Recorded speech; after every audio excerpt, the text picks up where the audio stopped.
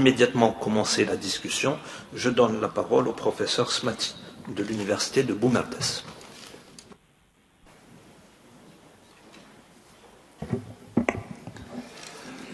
Je vous remercie d'abord pour la qualité de votre présentation, qui était assez claire. Et je vais passer directement à quelques questions concernant l'approche bayésienne pour l'évaluation de la fiabilité mécanique. D'accord.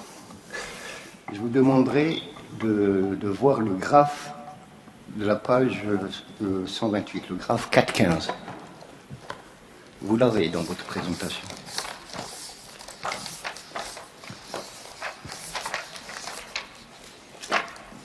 Ouais. Vous l'avez dans votre présentation. Oui. Pour...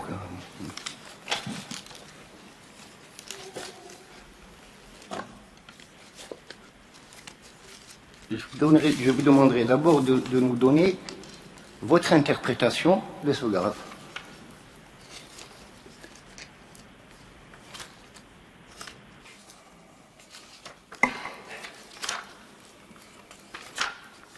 Vous y êtes?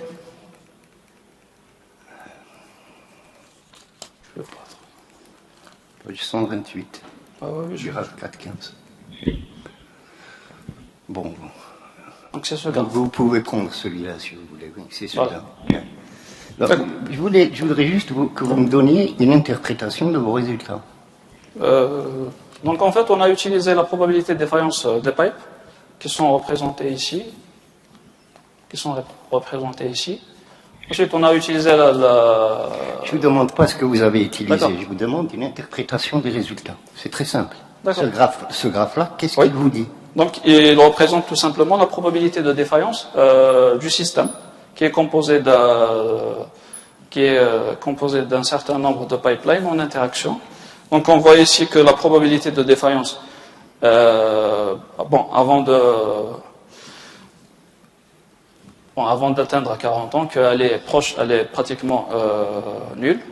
Ensuite, on voit une certaine croissance de la probabilité de défaillance qui est due au modèle de dégradation par corrosion.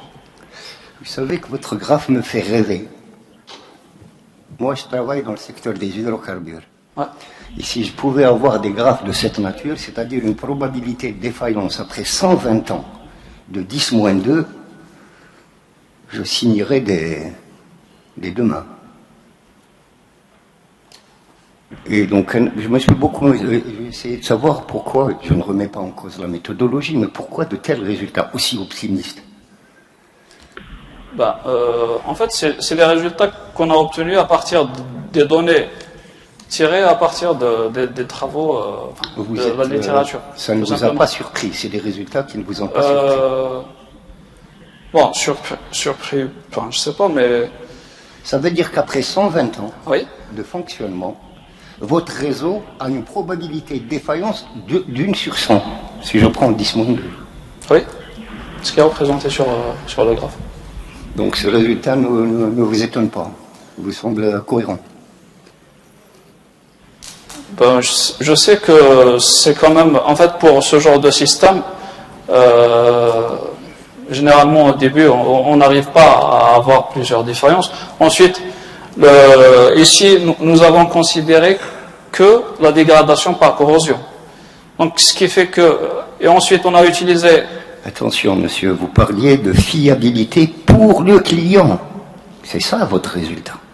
Oui, mais on a considéré uniquement la dégradation par corrosion. C'est-à-dire, à ce moment-là, corrosion. vous auriez dû mettre la probabilité de défaillance du système en raison de la corrosion. Oui, c'est uniquement pour la corrosion, oui, c'est ça. On a considéré que la corrosion, parce qu'on a le modèle de corrosion. Je n'ai jamais vu une étude qui spécifie la fiabilité d'un système pour un type de défaillance. C'est la fiabilité du système complet qu'on étudie. On étudie les différentes défaillances susceptibles mais bon, j'aurais accepté juste que vous spécifiez que c'est dû à la corrosion. D'accord, je vais juste... oui. Bon, moi je reste sceptique sur vos résultats. Mais voilà. Donc. Je pourrais vous dire pourquoi vous avez obtenu. Ce n'est pas les résultats qui sont faux, c'est vos hypothèses de base.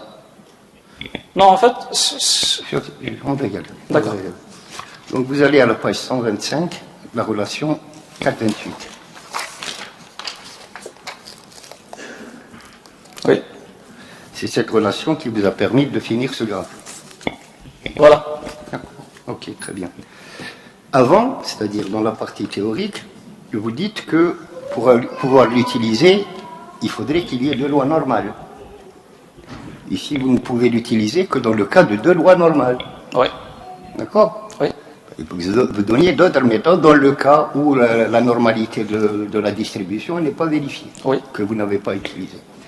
Je voudrais que vous me disiez, donc vous avez la courbe de charge, et puis la courbe de résistance, qui est donnée par le modèle.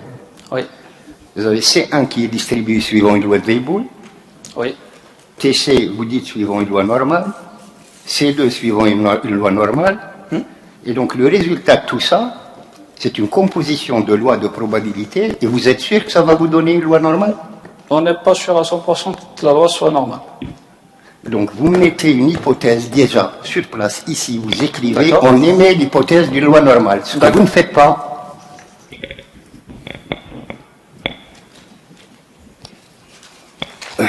La page 117, la relation 4,22.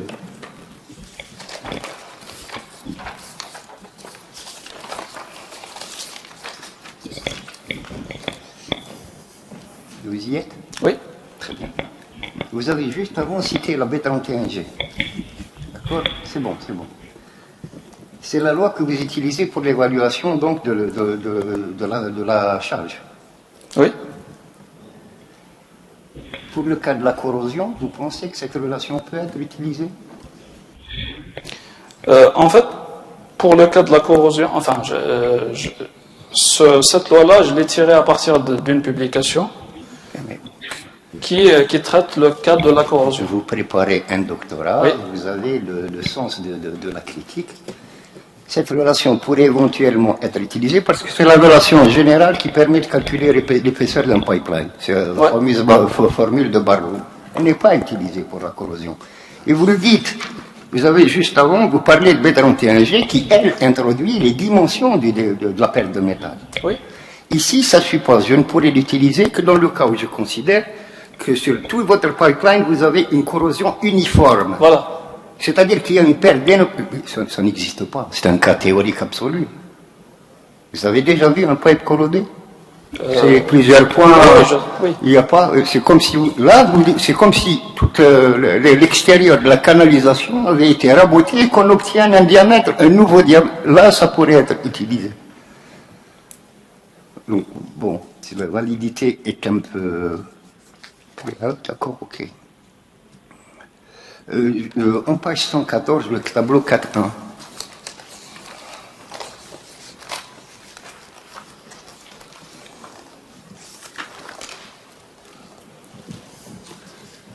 Vous avez des résultats d'identification de C1, de C2 et de TC.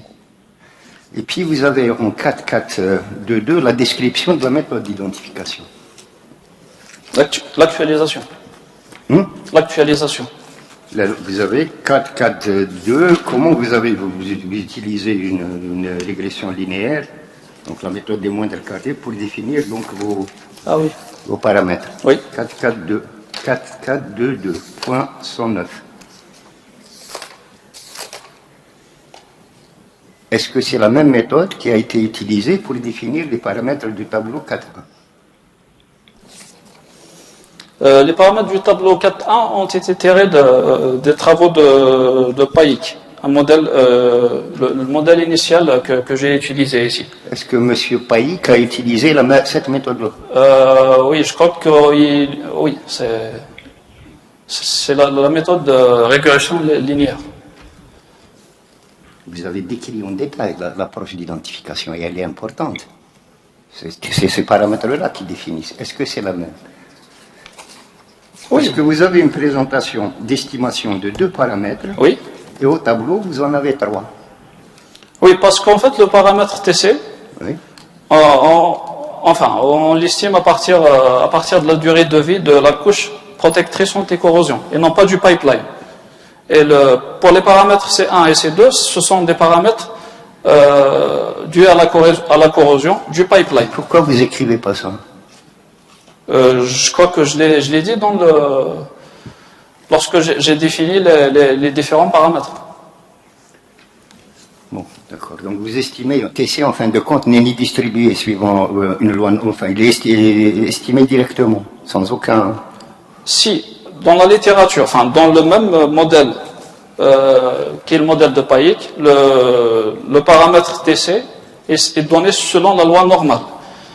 Mais en fait, les paramètres utilisés les données utilisées pour l'estimation des paramètres C1 et C2 et les paramètres utilisés pour l'estimation du paramètre TC sont différents. Ben, j'aurais bien aimé, en lisant cette partie-là, trouver cette réponse. Bon, juste une dernière question. Et je vais vous dire pourquoi vous avez trouvé des chiffres aussi importants. D'accord. Vous prenez la page 124. Non, le 114, le tableau 4.1. Oui. Non, 124. 124, page 124. Ouais.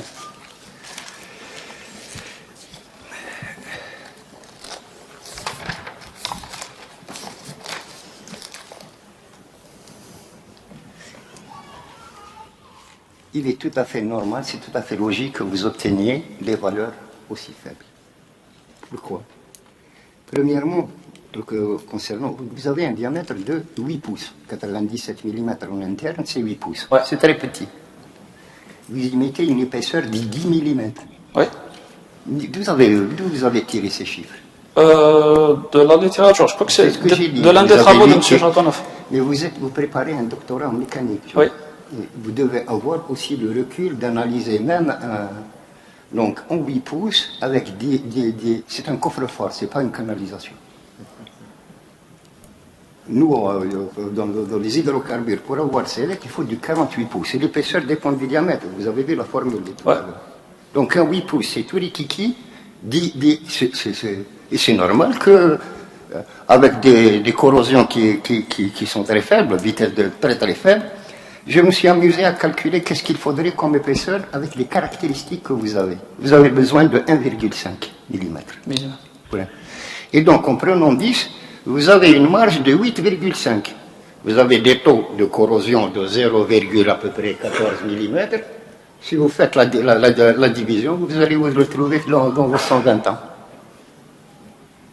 D'accord.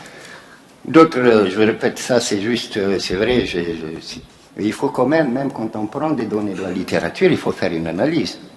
Bon, quand vous prenez la contrainte admissible, c'est quoi la contrainte admissible à 475 mégapascal? Ouais. C'est quoi la contrainte admissible? En fait, elle représente la résistance du pipeline. Voilà. Non, c'est une caractéristique mécanique de l'acier. Oui. C'est la limite d'élasticité ici. La contrainte admissible, c'est autre chose. C'est la limite d'élasticité. Donc, j'ai essayé de chercher cette valeur qui est très, très élevée. À quel acier elle correspond? Et l'acier le plus proche, c'est ce qu'on appelle le X70. La PXL670. C'est-à-dire, c'est un acier ultra résistant. C'est ce qui est utilisé les derniers temps dans tous les pipelines de Sonatrach. Et donc, la PXL70 n'existe pas en 8 pouces. D'accord. Il n'existe pas en 8 pouces. Donc, l'épaisseur énorme des capacités de résistance de l'acier surestimées vous donne un réseau ultra fiable. Alors, je vous remercie.